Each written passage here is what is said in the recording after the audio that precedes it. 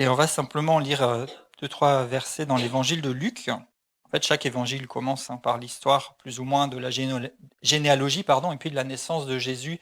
Et j'ai juste quelques petites pensées que je voulais vous partager et vous communiquer. Évangile de Luc, chapitre 1.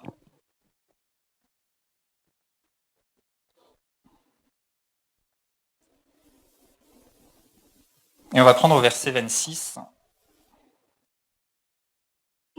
Au 6e mois, l'ange Gabriel fut envoyé par Dieu dans une ville de Galilée appelée Nazareth, auprès d'une vierge fiancée à un homme de la maison de David nommé Joseph. Le nom de la vierge était Marie. L'ange entra chez elle et dit : « Je te salue, toi à qui une grâce a été faite. Le Seigneur est avec toi. » Troublée par cette parole, Marie se demandait ce que pouvait signifier une telle salutation. Et l'ange lui dit : « Ne crains point, Marie, car tu as trouvé grâce devant Dieu. Et voici, tu deviendras enceinte et tu enfanteras un fils et tu lui donneras le nom de Jésus. Il sera grand et sera appelé fils du Très-Haut, et le Seigneur Dieu lui donnera le trône de David son père. Il régnera sur la maison de Jacob éternellement, et son règne n'aura pas de fin. Marie dit à l'ange : « Comment cela se fera-t-il, puisque je ne connais point d'homme ? » Et l'ange lui répondit : « Le Saint-Esprit viendra sur toi, et la puissance du Très-Haut te couvrira de son ombre. C'est pourquoi le saint enfant qui naîtra de toi sera appelé fils de Dieu. Et voici, Élisabeth, ta parente, a conçu elle aussi un fils dans sa vieillesse, et celle qui était appelée stérile est dans son 6e mois. Car rien n'est impossible à Dieu. Marie dit : « Je suis la servante du Seigneur, qu'il me soit fait selon ta parole. » Et l'ange la quitta. L'histoire de Noël, mais l'histoire de Noël, c'est pas juste un événement historique une fois dans l'histoire de l'humanité. L'histoire de Noël et la naissance de Jésus, c'est un événement historique qui peut arriver chaque jour dans la vie de quelqu'un. La naissance de Jésus, ou ce que j'ai appelé l'incarnation, c'est l'événement historique de ma vie. Et quand je dis l'événement historique de ma vie, c'est même, ou ça devrait être, et ça pourrait être l'événement historique de ma journée, et même de ma matinée. Une rencontre avec Jésus. Jésus qui naît et qui paraît, et finalement cette incarnation de Dieu, c'est pas juste cette petite histoire et ces petits contes et voir ces fables de Noël. Et il y a quelques jours, Sophie m'a dit : « Oui, j'ai vu une crèche, je sais plus où, mais il n'y avait pas le bébé dedans. » Et après, je crois savoir, pour le peu que je connais la tradition catholique, c'est qu'on amène le bébé le dernier jour, puisqu'il n'est pas encore né. Mais en même temps, je me dis, une crèche sans bébé, c'est presque encore mieux aujourd'hui, parce que il n'est plus bébé. Jésus n'est plus bébé, et même si on met la crèche pour s'en rappeler, finalement, qu'on mette le bébé avant, le dernier jour, ou qu'on le mette pas du tout, c'est pas tellement gênant, parce que il n'est pas resté un bébé. Et il n'est plus ce bébé. Mais ce qui est intéressant, et c'est un premier aspect, c'est que Jésus est né. Et l'incarnation, dans une première facette, une première façon de le voir, c'est : est-ce que Jésus est né dans ta vie ? Est-ce que Jésus est né dans ma vie ? Et il y a plusieurs choses dans cette parole, et on voit que d'un coup, un ange arrive et il commence à parler à Marie. Il lui fait une salutation, et Marie même se dit : « Mais ouais, c'est quoi cette salutation ? Qu'est-ce qui va me dire ? Qu'est-ce qui va m'arriver ? » Et l'ange lui annonce les choses, et même Marie est là, surprise, et se dit : « Mais comment ça peut se faire ? Techniquement, les conditions ne sont pas remplies. » Et quelque part, je suis en train de te dire : est-ce que Jésus est né dans ta vie ? Et tu pourrais me dire : comment Jésus peut naître dans ma vie ? Techniquement.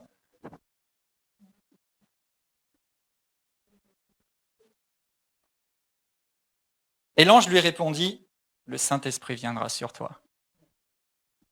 Et la puissance du Très-Haut te couvrira de son ombre. C'est pourquoi, et ici il y a écrit gentiment, le saint enfant qui naîtra de toi sera appelé fils de Dieu. Mais en fait, dans le texte original, et il y a une version ou l'autre, je crois que c'est Darby qui le donne, Ça fait un peu mal aux oreilles, mais il y a écrit la sainte chose qui sortira de toi. Et j'ai dit, oula, ça bouscule un peu la, la religion. Comment appeler Jésus une chose? Euh, Et ailleurs, il est écrit simplement ce qui sortira de toi. Et en fait, ça m'a interpellé. Et je dis, mais l'incarnation, c'est Jésus qui se fait homme, c'est Dieu fait homme pour nous rencontrer. Et le premier aspect, c'est que Jésus finalement naisse dans ma vie, c'est-à-dire que je l'accueille, je le rencontre et je l'accepte en moi. Mais en fait, quand le Saint-Esprit vient sur moi, et permettez-moi en toute humilité de me mettre dans ce rôle de l'ange qui vient vers vous et qui vous dit, le Saint-Esprit vient sur toi. Et le Tout-Puissant te couvre de son ombre. Et la chose qui sortira de toi, ou bien ce qui sortira de toi, en fait, il y a une chose, il y a quelque chose, il y a une œuvre de l'Esprit qui en chacun de nous. Et en ce sens, l'incarnation, c'est Jésus qui vient parmi les hommes. Ça, c'était la mission de Marie. Mais en fait, à travers ma vie, si Jésus vient me rencontrer, et si j'ai une rencontre avec lui et que je lui appartiens, en fait, il y a aussi une œuvre de l'Esprit et il y a une chose de Dieu en moi. Et peut-être que si on a eu un parcours déjà, on peut dire, bah, il y a des choses, déjà c'est vrai que j'ai vécu ou dont j'ai réalisé que Dieu a fait naître ou sortir des choses de moi que je n'aurais peut-être pas attendu, mais aujourd'hui, il y a encore quelque chose. Et, et peut-être on pourrait être étonné de cette idée que Dieu vienne vers nous et nous dire, le Saint-Esprit vient sur toi et te couvre de son ombre, et il y a quelque chose en toi qui va se réaliser, je relis avec le verset 37, parce que rien n'est impossible à Dieu. Mais pourtant, c'est ça, l'incarnation. Une pensée de Dieu, un projet de Dieu, une manière dont Dieu veut se révéler aux hommes et à notre génération. C'est l'incarnation qu'il en fait à travers chacun de nous. En fait, Jésus veut se révéler à chaque personne, à chaque homme, à chaque femme, personnellement. Et plusieurs d'entre nous, nous avons vécu un moment cette rencontre où Jésus tout d'un coup est devenu réel et concret. Et nous l'avons accueilli et maintenant il est avec nous, il est en nous. Mais en fait, c'est pas seulement qu'il veut nous rencontrer, mais c'est qu'il désire que à travers nous, il puisse être incarné et rencontrer quelqu'un. Quelqu'un rencontrer notre génération. Et il dit, rien n'est impossible à Dieu. Et là encore, il faut repartir un petit peu dans l'original. Vous savez, maintenant, pour ceux qui commencent à être habitués à moi, j'aime bien aller fouiller un petit peu dans les textes originaux, dans le grec et tout ça. Et il manque quelque chose dans ce verset, parce qu'en français, on dit, rien n'est impossible à Dieu. Et là, toutes les versions ont zappé. Mais quand vous allez dans le texte original, il y a des outils pour ça. Dans la référence du texte original, il y a le mot réma. Et là, il n'y est pas. Réma, c'est traduit généralement par parole. En fait, réma, c'est une parole au sens une parole qui vient de Dieu, quelque chose qui vient de Dieu, qu'on peut pas, qui vient pas juste des hommes, qui n'est pas une réflexion, c'est une forme de révélation, quelque chose que Dieu nous sert ou nous amène. Mais là, c'est pas écrit. Il y a juste écrit car rien n'est impossible à Dieu, et réma, on l'a perdu en route. Donc, on devrait pouvoir dire simplement ici que aucun réma n'est impossible à Dieu. Et encore dans impossible, on comprend qu'impossible, ça veut dire que ça ne peut pas se faire. Donc si ce n'est pas impossible, c'est que ça peut se faire. Mais plus que ça peut se faire, dans le mot qui est rendu par impossible, il y a écrit puissance. Donc on pourrait mieux dire, je n'ai pas encore la version Fabien Végel de la Bible, peut-être que ça viendra, mais en prenant ces quelques lumières avec le texte original, on pourrait dire ici que tout réma, toute révélation, toute parole qui vient de Dieu a la puissance de s'accomplir. Et de la même façon que la parole que l'ange a servi à Marie de la part de Dieu a conçu en elle un enfant alors qu'elle ne fréquentait pas d'homme, qu'elle n'avait pas, disons-le clairement, de relations sexuelles pour pouvoir se reproduire, et pourtant l'enfant est né, de la même manière, la révélation ou la parole que l'Esprit de Dieu vient vous servir a le pouvoir, a la puissance en elle-même de se réaliser. Et c'est pour ça que même quand on pratique, comme tout à l'heure, la parole qui dit que si vous imposez les mains aux malades, ils seront guéris, cette parole a le pouvoir de se réaliser. Et si cette parole est pour moi une révélation, qu'elle me donne l'éclairage et que j'y associe la foi, elle contient le pouvoir de se réaliser. Donc je pratique et la chose se réalise. Mais il y a quelque chose et peut-être que ça peut aider ou encourager ou stimuler ou même remotiver quelqu'un, il y a quelque chose que Dieu a mis dans ton cœur. En soi, cette parole contient la puissance de se réaliser. Et peut-être que comme moi, ça m'arrivait bien souvent de me dire, mais comment ça va se faire? C'est pas ton problème. Le Saint-Esprit viendra sur toi et la puissance du Très-Haut te couvrira. C'est pas ma puissance, c'est pas ma capacité, c'est pas ma force qui est censée accomplir ce que Dieu m'a dit, c'est la puissance du Très-Haut. Et alors Marie simplement va dire, je suis la servante du Seigneur. Et ok, me voici, j'accepte, j'abandonne. Cette semaine, on partageait avec quelqu'un et je lui ai dit, tu sais, ce qui est parfois le plus difficile, même si on accepte l'évangile, même si on accepte ce que Dieu nous dit, même si on peut accepter qu'on a besoin d'un sauveur et de lui donner notre vie, le plus difficile, c'est souvent de capituler, de lâcher prise. Parce qu'on sait qu'on a besoin, on croit. Et cette personne à qui on parlait du Seigneur nous dit, mais tout ce que vous dites, je sens que c'est ça, qu'il y a une vérité, j'en ai envie, mais il manque quelque chose. Et justement, ce quelque chose, c'est de capituler, c'est-à-dire de dire, bah, ok, je suis la servante du Seigneur. Ok, je me livre finalement à toi, Seigneur. Je suis ton serviteur. J'accepte d'être ton instrument. Donc, dans l'incarnation, pour Marie, c'était d'accepter cette parole de Dieu et de donner naissance à Jésus physiquement sur la terre. Et ensuite, Jésus a fait son œuvre et cette œuvre de salut qui fait qu'aujourd'hui, nous avons un Sauveur et Seigneur. Mais il y a aussi une œuvre d'incarnation que l'Esprit de Dieu fait dans chacune de nos vies. Et c'est mon deuxième aspect dans l'incarnation, c'est déjà que Jésus naisse dans mon cœur, que je l'accueille, je l'accepte, et il est là, il vit en moi. Mais maintenant qu'il vit en moi, il y a aussi cette œuvre que Dieu veut manifester à travers moi. Dieu veut rendre témoignage à qui il est à travers ma vie. Et sa parole contient la puissance de le faire.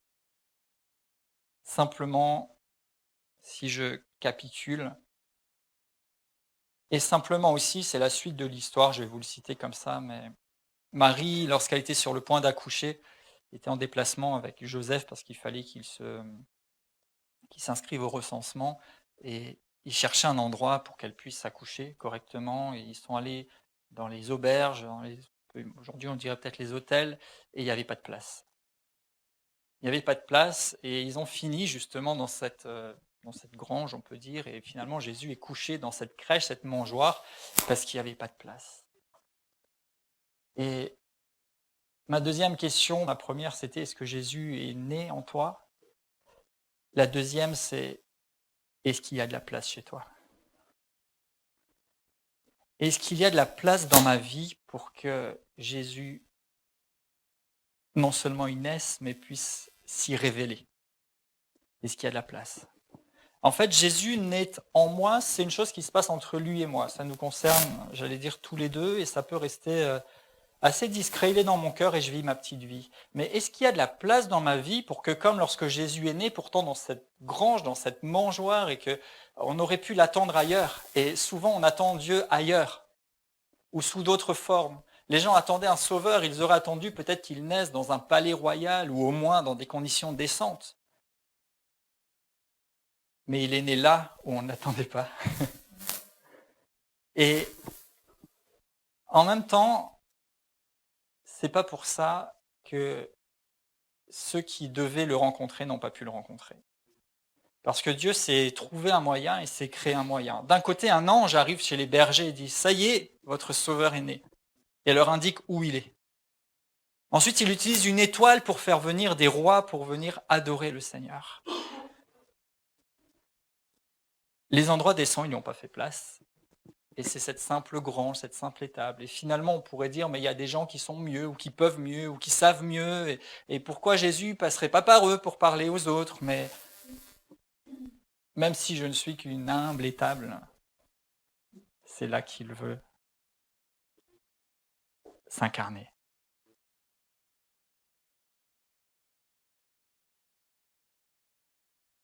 mais il faut de la place. Est-ce que j'ai de la place? Est-ce que je fais de la place dans mes occupations, dans mon quotidien, dans mes activités pour que Jésus puisse naître et que l'œuvre de Jésus puisse naître et rayonner à partir de ma vie? Est-ce que je lui fais de la place? C'est bien qu'il soit né en moi, mais est-ce qu'il est juste là dans son couffin et j'ai bon, il est là quelque part et quand j'ai besoin, je vais venir allumer un petit bâton ou une petite bougie et dire Seigneur, tu peux faire quelque chose pour moi? Et ou bien est-ce que je lui fais de la place pour que ce soit lui qui devienne le centre, disons-le clairement, et pour qu'il puisse véritablement révéler son œuvre dans ma vie et à travers ma vie? Est-ce qu'il y a de la place entre mon travail, Internet, Facebook, et qu'est-ce qu'il y a encore là, Twitter et autres? Parce que ça fait ding, bing, blip, blip, blip, et qu'à chaque fois on va regarder et on est captivé. Et il peut y avoir de très bonnes choses. Et du coup, aujourd'hui, moi-même, j'utilise parfois Facebook pour partager des choses. Et ouais, est-ce qu'il y a de la place chez toi?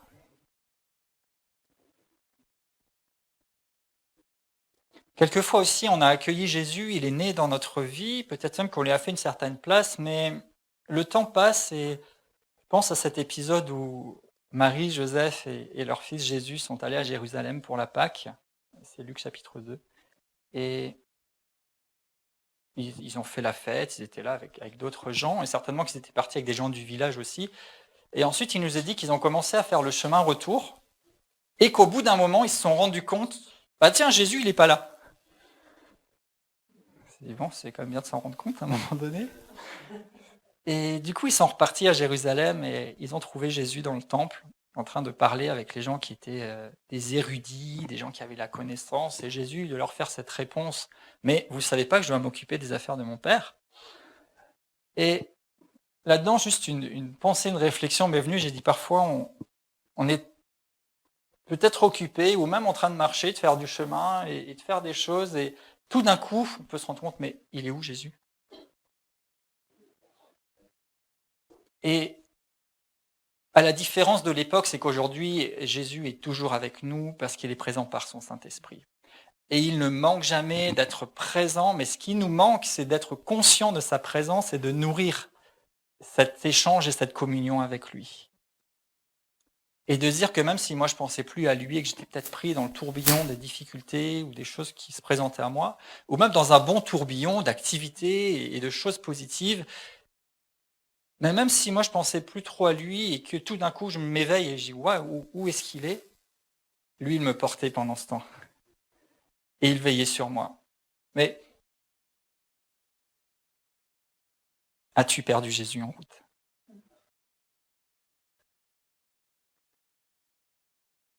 Mais quand bien même nous aurions perdu Jésus en chemin, je, je mets des nuances, et lâché sa main ou perdu la conscience de sa présence, il est toujours là. Il est toujours là et il veut toujours être incarné en toi et par toi. Et l'œuvre de l'Esprit est toujours valable. Et la puissance qui accompagne la révélation est toujours agissante. Mais est-ce qu'il est né en moi? Est-ce qu'il y a de la place chez moi? Et est-ce que je marche avec lui? Et si tu te rends compte tout d'un coup, mais c'est vrai que j'ai eu des moments où j'étais vraiment dans la communion, le partage avec lui, et puis d'un coup, où est-ce qu'il est? Eh bien, simplement, ouvre-lui de nouveau ton cœur et fais-lui de nouveau de la place. Et, et il prend plaisir à être là et à être avec toi. Il y a d'autres moments aussi où les disciples, après la résurrection de Jésus, étaient en train de marcher et de parler de tout ce qu'ils avaient vécu avec lui. De dire, c'était bien quand Jésus était là, tu te rappelles, l'aveugle qui était sur le bord de la route, et Jésus est venu, et puis il lui a mis de la boue sur les yeux, et puis il a été guéri. Et quand tous ces gens nous ont suivis, et que Jésus enseignait, et puis d'un coup, tout le monde avait faim, il n'y avait rien, et il a multiplié les pains et les poissons, etc. Et il est dit que d'un coup, Jésus parut parmi eux, et se mit à cheminer avec eux. Mais sur le coup, les disciples ne se sont pas rendus compte que c'était lui. Et peut-être même qu'ils discutaient avec lui en disant, tu sais, on connaît quelqu'un, notre maître Jésus, qui faisait ci, qui faisait ça. Et ce n'est qu'après, quand ils ont vu Jésus rompre du pain, ils ont dit, mais oui, c'est lui. Et d'un coup, ils se sont dit, mais est-ce que notre cœur ne brûlait pas au-dedans de nous pendant qu'il nous parlait sur la route? Et là, on est plus dans le mode dans lequel on fonctionne aujourd'hui, parce que Jésus-Christ ressuscité est présent, mais c'est nous qui ne réalisons pas qu'il était là et qu'il est là. Mais cheminons avec lui. Et cette question, est-ce que tu as perdu Jésus en chemin? Si ça nous arrive humblement, on reconnaît, bah oui Seigneur, c'est vrai, je me suis laissé prendre dans toutes ces choses-là, mais me voici. Et là, il nous accueille de nouveau, il nous prend dans ses bras comme ce fils prodigue, et il prend plaisir à continuer de faire son chemin avec nous. Et ainsi, Marie a été utilisée par Dieu pour donner naissance à Jésus. Et tout au début, on a lu l'histoire quand l'ange lui a parlé, lui a dit, tu sais, Élisabeth, ta parente, elle aussi, elle est enceinte, alors qu'elle est vieille et alors qu'elle était stérile. Et il est dit que Marie est allée voir Élisabeth, et avant même qu'elle ait le temps de lui raconter tout ce qui lui arrivait, Élisabeth lui dit, mais quand tu es arrivé, mon bébé, il a tressailli, il a sursauté dans mon ventre. Il a reconnu qu'il se passait quelque chose. Et ce bébé-là était aussi un bébé miracle. Si on peut dire, ce bébé, c'était qui?